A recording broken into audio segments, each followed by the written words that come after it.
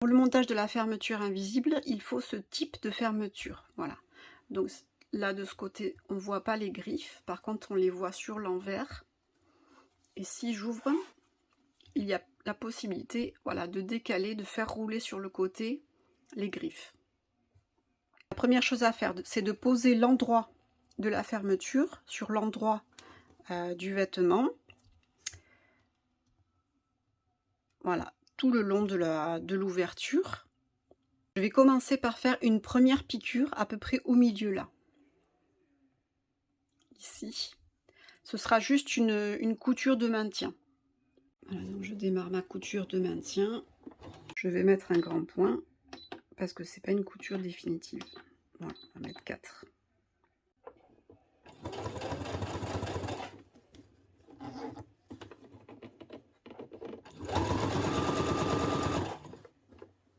Quand je fais ma couture de maintien, je veille à ce que la fermeture soit bien au bord du tissu, sachant que j'ai une couture de 1 cm en bas.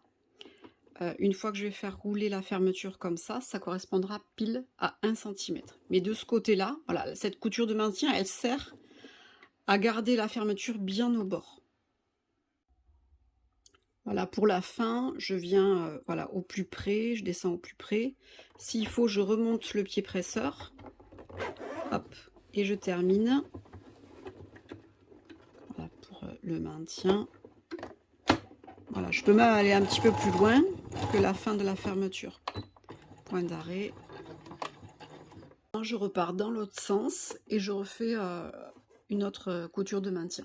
Pendant cette couture de maintien, je fais bien attention au niveau des volants, hein, si j'ai des parties qui remontent, qu'elles soient bien vers le bas. Et là, je termine hop, au niveau pile de la couture.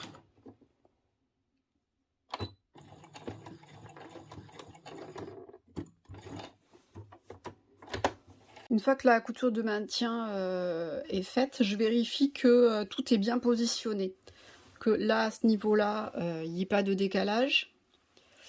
Là, voilà, il faut que tout corresponde, les coutures, elles correspondent. Et là aussi, voilà, une fois qu'on ferme, on soit exactement au même niveau. Je vais vous montrer 2 méthodes.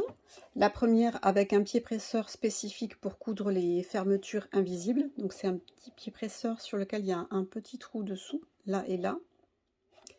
Et la deuxième, ce sera avec un pied presseur pour monter les fermetures classiques. Alors donc, comme vous le voyez, j'ai mis les griffes dans un des petits trous, là sur le côté. Et j'ai commencé à planter l'aiguille juste au niveau de la couture. Donc je commence à coudre et je fais un point d'arrêt. Voilà. Donc vous voyez, le pied presseur finalement permet de garder les griffes bien ouvertes. Voilà, comme ça on n'a plus qu'à faire la couture au plus près. Et comme j'ai fait une première couture ici de montage, de préparation, ben, j'ai pas à me soucier finalement de regarder si ça c'est vraiment au bord. Ça a été déjà fixé avant. À la fin, avec ce pied presseur, c'est vrai que j'ai pas trop le choix. Je vais venir au plus près ici et après je terminerai un petit peu plus loin.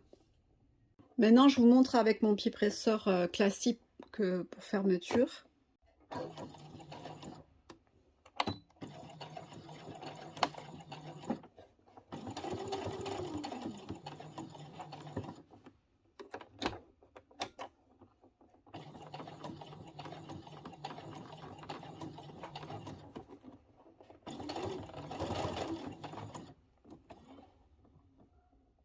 Voilà, là je suis bien remontée. Je fais quand même attention dessous, voir si c'est quand même assez plat. Voilà, une fois que je suis là, je vais lever le pied presseur, l'aiguille,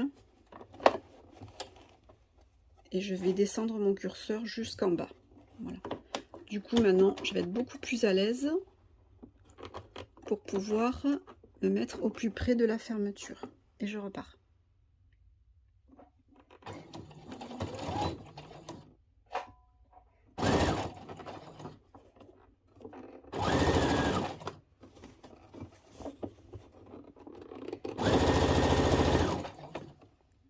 Donc maintenant que la fermeture est cousue, je vais passer au repassage. Alors je vais rapprocher un petit peu ces deux parties, comme ça pour qu'elles soient vraiment, qu'elles couvrent bien la fermeture, et je vais venir repasser dessus.